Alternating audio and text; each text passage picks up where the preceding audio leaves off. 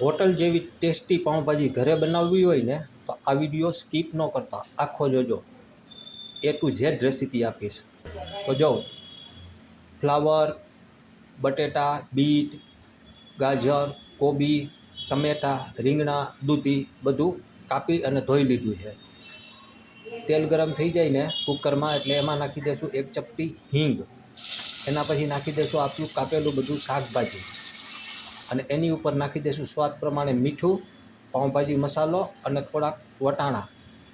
અને જે ઓલા ટમેટાં હતા ને એના અડધા અડધા કટકા કરીને આ રીતના મૂકી દઈશું એટલે શું છાલ નીકળી જાય, વાંધો ન આવે. અને વઘાર માટે તૈયારી કરી લઈએ ને તો એક ટમેટું ઝીણું ઝીણું કાપી નાખ્યું, ડુંગળી કાપી નાખી છે અને કેપ્સિકમ કાપી નાખ્યા છે ઝીણા ઝીણા. તો આ શાક બધું આપણું બફાઈ ગયું છે અને ટમેટાની છાલ આપણે કાઢી નાખીએ. અને એના પછી પોટેટો મેશરની મદદથી એને મસ્ત મેશ કરી નાખીએ. તો 7-8 સીટી કરો ને તો મસ્ત મેશ થઈ જાય. તો એક કડાઈમાં અડધું તેલ અડધું બટર લઈ લઈએ અને એ બે ગરમ થઈ જાય ને એટલે એમાં નાખી દઈશું આપણે ડુંગળી.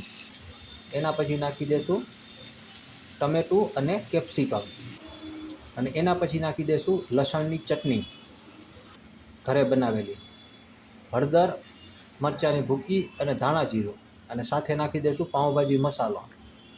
બસ એનું મિક્સ કરીને તેલ છૂટું પડી જાય એટલે આપણું આ મેશ કરેલું મિક્સર હતું એ એમાં ઉમેરી દઈશું. તો આ બની ગઈ આપણી 1 નંબર પાઉંભાજી. તો હાલો બધા પાઉંભાજી ખાવા.